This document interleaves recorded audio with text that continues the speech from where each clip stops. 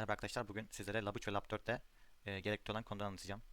Öncelikle Lab 3 zaten yapılmıştı ama Lab 4'te Lab 3'te gösterilen bazı şeyler gerekiyor. Onları göstereceğim ki Lab 4'tekiler sıkıntı çekmesin. Onun için de öncelikle Verilog'a başlamam lazım. Verilog'u anlatmaya başlayalım. Verilog'a geçmeden önce burada e, bazı bir takım sıkıntı yaşadığımız yerler vardı. Buradan dosyamı seçiyorum. A, B, C Structural'la başlayacağız. İsmini de Structural koyuyorum. Boş proje. Burada board'a geldiğinizde burada Deonlight seçelim mesela. Şu kutuyu kapatmayı unutmayın. Bu kutu neden kapatılmalı? Şimdi bu kutuyu kapatmadığınız zaman direkt Print Planner'da her şey atanmış bir şekilde geliyor. Ve siz üstüne yeni atamakta zorlanıyorsunuz. Atayamıyorsunuz. Önceden atanmış hepsini silmeniz lazım. Bu da size sıkıntı çıkarıyor. O yüzden bunu her zaman kapatıyoruz. Kendimiz atama yapacağımız için bizim karta. Yine burada da bunu kapattırıyoruz ki açılırken herhangi bir dosyayla birlikte gelmesin proje. Evet bu şekildeydi. Şimdi başlıyorum. Evet buradan yukarıdan New diyoruz. Buradan Verilog HTML açarak Verilog kodumuzu yazacağımız sayfayı açıyoruz. Şimdi Verilog Structural'da şu şekilde yazıyoruz. Modül açıyoruz. Modül kapatıyoruz. End modülle. Ve bunun arasında modülün arasında bütün her şey buraya gelecek. Modülün yanına hemen yazdığımız şey modülün ismi oluyor. Structural koyalım. Ve parantez içinde bunun içindeki input ve output'ları yazıyoruz. Şimdilik A, B, C koyayım. Ve noktalı virgülle kapatıyoruz. Bir sonraki satıra geçiyoruz pardon. Ondan sonra buraya input, output ve wire'larımızı gireceğiz. Input olarak aklımdaki şey şöyle bir şey. End'e gelecek. Ondan sonra not'tan geçip not'lanacak. Yani NAND olacak aslında. Input A pardon. Şöyle bir hata yapıyorsunuz genelde. Şuraya parantez işareti koymamanız lazım. Buraya da input'tan hemen sonra sıralıyorsunuz virgüllü bir şekilde. A ve B bizim girişlerimiz olacak. F bizim çıkışımız olacak. C de bizim wire'ımız olacak. Tabii bunların hepsinin sonuna nokta virgül koymayı unutmuyoruz. Burada wire ne işe yarıyor? Wire'ı koymasak da normalde çalışıyor bu kod. Ama wire'ları koymamızın şöyle bir sebebi var. Bunları biz Questa'da ya da e, Modelsim'de görüntülerken direkt bir sonucu ve sadece inputları görebiliyoruz ve sadece tek bir F'yi görebiliyoruz, F'nin dalgalarını. Eğer wire koyarsanız C'yi de görebilirsiniz. Arada işte çıkanları, nerede bu kodda hata var falan tarzı şeyleri dalgalar yardımıyla görebilirsiniz. O yüzden wire'ı koymak ekstra olarak önemli. Koymazsanız da çalışır ama sıkıntı olmaz. Sadece çıktı istiyorsanız koymayın. Ama projenizde ayrı ayrı istediği için bu wire'lar önemli olacak. Evet şimdi buraya end yazarsak ve parantez açıp kapatırsak bunun içine or olabilir bu. E, XOR olabilir yine. XNOR olabilir. NAND olabilir. NOR olabilir. Bunların hepsi olabilir. Aynı şekilde NAT da olabilir. Bunların ilkinin başına hepsinin başına bunun çıktısını en son yazıyoruz. İlk yazılan çıktıdır. F çıktısı olacak. Pardon F olmayacak C olacak. C çıktısı olduğu için işte A ve B'de girişi olacak. A ve B girince bunların ertelenmiş hali C olarak çıkacak. Aynı şekilde diğerlerinin hepsi de aynı şekilde çalışıyor. Bunun yanına ne kadar koyarsanız koyun. Hepsi input olarak algılanır. Sadece bir tane çıkış olabileceği için. İstediğiniz kadar input koyabilirsiniz.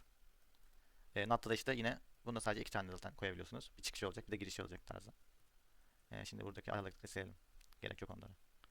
Şimdi A ve B girdi. C çıktı. Buradan da F çıkacak NAT'tan. Girişte C olacak. Yani AND'i soktum A ve B'ye. Sonucu C çıktı. C'yi soktum. Sonucu F çıktı. Yani NAND yapmış olduk. Daha uzun bir şekilde ama bunu göstermek için sadece yapıyorum. Bu şekilde olacak. Bunların yerine sonuna nokta virgül koyuyoruz. Ve böylelikle bitmiş oluyor. Şimdi bunu compile edeceğiz. Compile edip geliyorum. Tabi buradan kaydedelim. Hemen geliyorum. Pardon dalgınlığıma gelmiş. Şurada C olmayacak.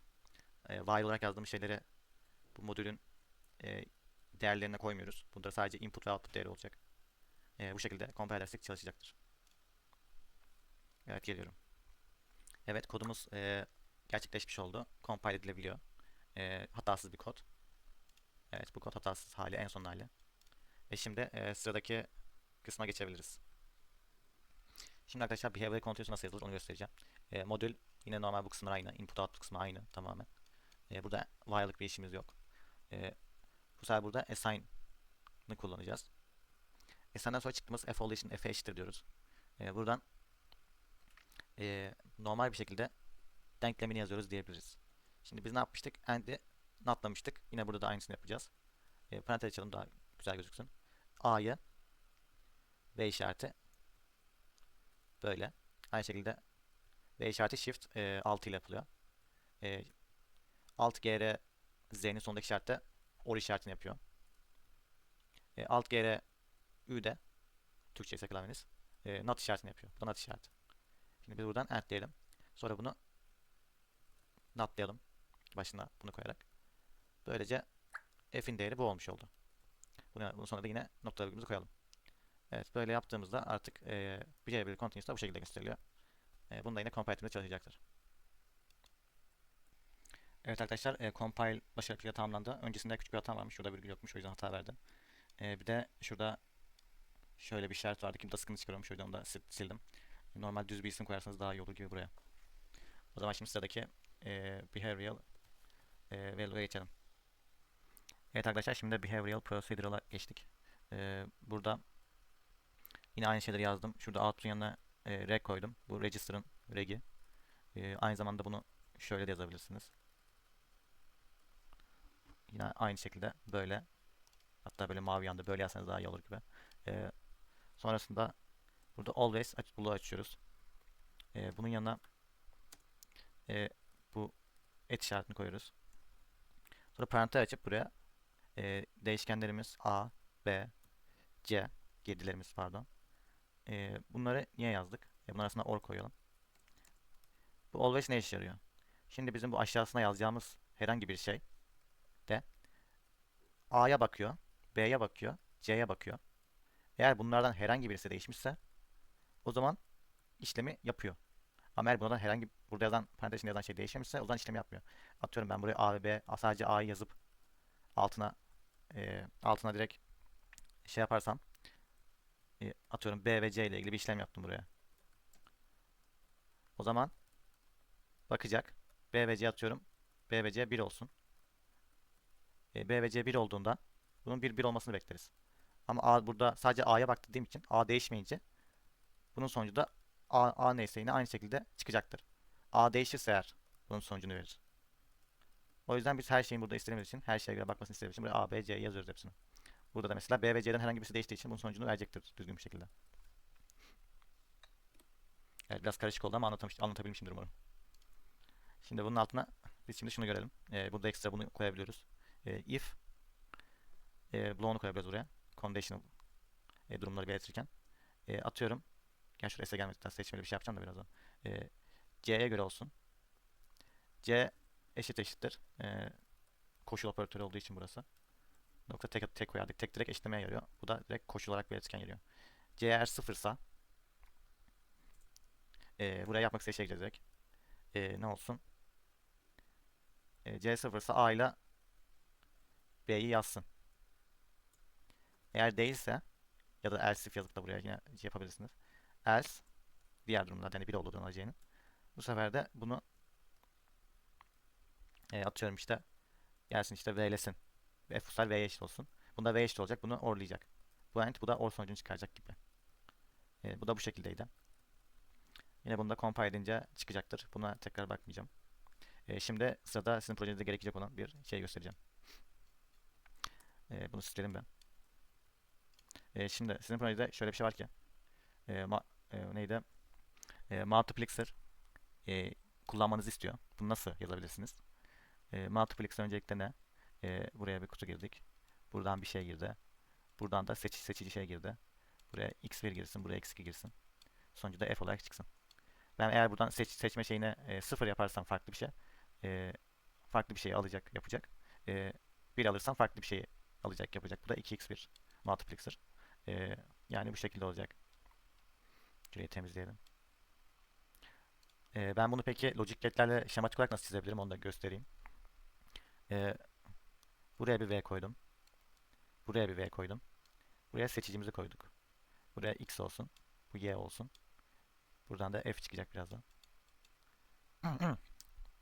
Buraya da bir tane şey çizelim. Or. Biraz resim kötü oluyor mouse'la çizdiğim için. Şöyle bunun çıktısı buraya, bunun çıktısı buraya gelsin. Şimdi buraya Y girecek, buraya X girecek. Bu ilk işlemimiz bu olacak. İkinci işlemimiz olacak benim gösterdiğim şekilde. S de buradan seçici olacak. Buna normal gitsin. Buna tersi gitsin. Yani şöyle yapalım. Şimdi burada ne oluyor tam olarak? X işlemi artık neyse bu. Eğer sonucu bir gelirse, pardon bir gelmesin pardon. Eğer atıyorum herhangi bir değer bir oldu. Bir olunca ne olacak? Buraya bir gidecek, buraya sıfır gidecek. Sıfırda V'nin değerine sıfır çıkacak.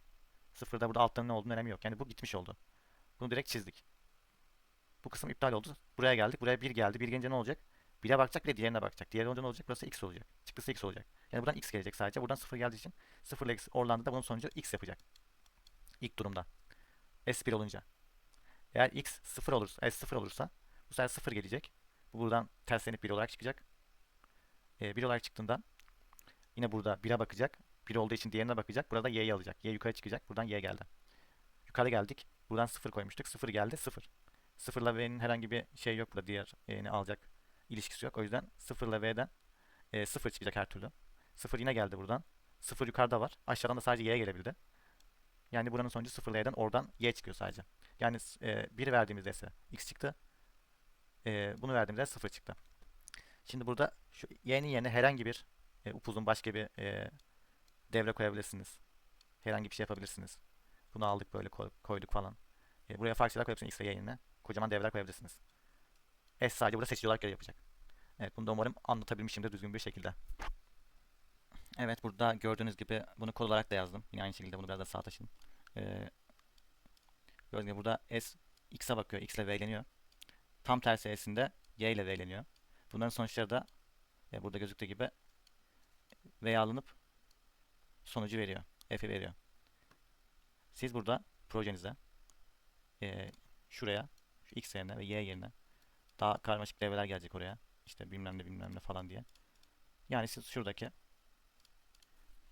x'in yerine birinci işlemi, birinci isteyen işlemi. Buraya da ikinci işlemi yazacaksınız. Ve sonucu verecek. Evet, şimdi bu reaktör olan kısmını zaten biliyordunuz. Ama yeni bir şey öğreneceğiz şimdi. Truth table'ı verilen bir şeyi truth table'ı yazarak nasıl e, verilog değerini elde ederiz onu göstereceğim. Yine burası deminki gösterdiğimle aynı şekilde input output rec always içeri kullandığımız değişkenleri yazıyoruz. A ve B'de değişince sonuç versin diye. Burada begin başlama ve bitme noktası olaysın. Buradan case. Case bizim truth table için kullanacağımız kısım olacak. Case'i bu şekilde yazıyoruz. İçindeki elemanları yazıyoruz. Kaç tane eleman varsa. Bunu parantez içinde, bunu da süs parantez içinde yazıyoruz. Sonra sıradaki satıra şöyle ilerliyoruz. Kaç tane değişken varsa o. İki değişkenimiz var. Kesme işareti. Hangi türde yazıyoruz? Binary. Binary'nin B'si. Ondan sonra değerli sayılar yazacağız buraya. İşte 2, B, 0, 1, 2, B, 0, 2, pardon. 1, 0, 2, B, 1, 1. Bu şekilde hepsini yazıyoruz. Hepsinin sonuna iki nokta koyuyoruz. Buraya da değerlerini yazıyoruz ondan sonra. Bu. Şimdi ben hemen şuraya örnek tablo çizdim. Size işte bunu verecek işte. Siz de bunu geçiyorsunuz şu anda olarak düşünün. A, B, işte A ve B 0 iken F 0 çıkıyormuş. F buraya eşittir. Yine bu kesme işareti binary türünde yazıyoruz. 0 sonucunu vermiş. Satır atladım. F eşittir. Binary cinsinde. Yine 0 vermiş. F binary 0 ve F binary 0. Sağ tarafa en sondaki yani truth table en sağda gördüğünüz şeyleri yazıyorsunuz. Pardon bu 0 değil bu 1 olacak. Tamam. Sol tarafa truth table'ın sol kısmını yazıyoruz. Burası 0 0 yani burası klasik format. Burası aynı full. Atıyorum mesela bu 3 değişken olsaydı A, B ve C olsaydı o zaman da buraya 3 yazacaktık. 3 değişkenli olduğu için.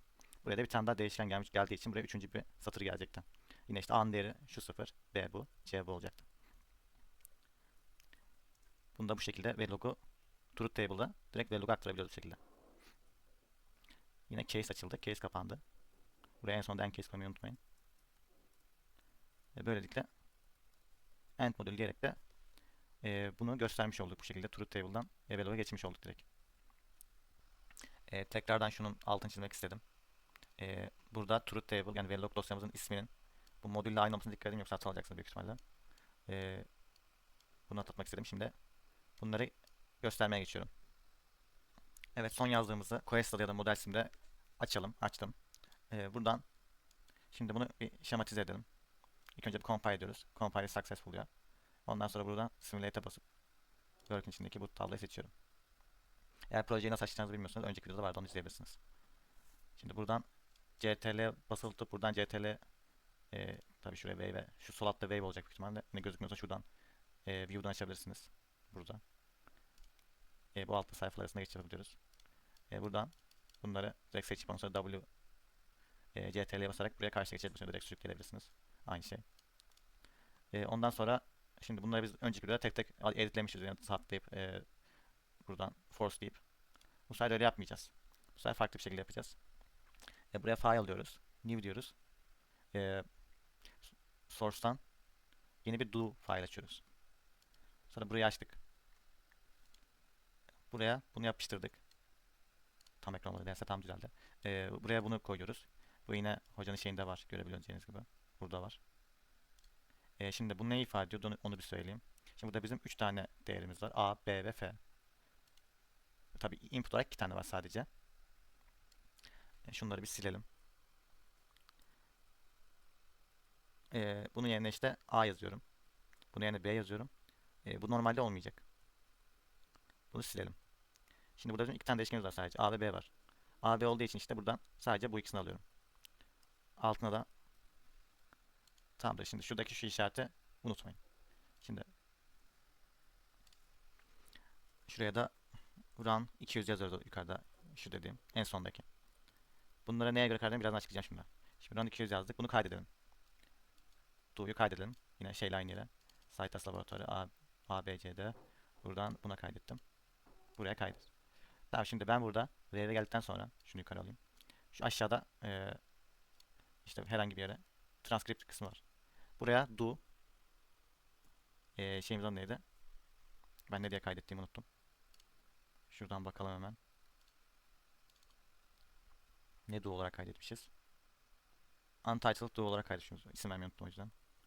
Do Untitled do. Burada geliyor zaten. Sonra buna Enter'a bastığımda gördüğünüz gibi burada verdi. 4 değeri de vermiş oldu. Birinci değer 0 0 0 olma durumu. Burada 0 0 olunca 0 olmuş. Deminki örnekten hatırlarsınız. Çizmiştim ben şuraya. Truth table'ına. 1 olmuş A. Bu B olmuş. Bu 0 olmuş. 0 olmuş, 1 olmuş, 0 olmuş, 1 olmuş, 1 olmuş. Evet demin de fark etmişsiniz zaten ama bu zaten bir end kapısıydı. Direkt onu yapmıştım. Şimdi bu ne yapıyor? Burada böyle aşağıda saniyeler var. Şurada PS olarak yazıyor. Bu do işlemi onu tekrarlama sıklığını ayarlıyor her değer için. Mesela ben burada eğer 3 değişken olsaydı yine force C diyecektim. C olsun mesela. Yine C001 yapıyoruz. 200. Yani buradan 2 katı olacak her zaman. Alttakinin hemen 2 katı olacak. Eksi repeat yine. Tekrar ettir. 400'ü. Aynı şekilde 400 oldu. Burası artık en maksimum 400 olduğu için burayı da 400 çalışır olarak yapıyoruz. Burası da 400 oldu. Eğer üçüncü bir değişkenimiz hatta şurada yapabiliyorsam yapabiliyor muyum? Değiştirelim hadi. Atıyorum.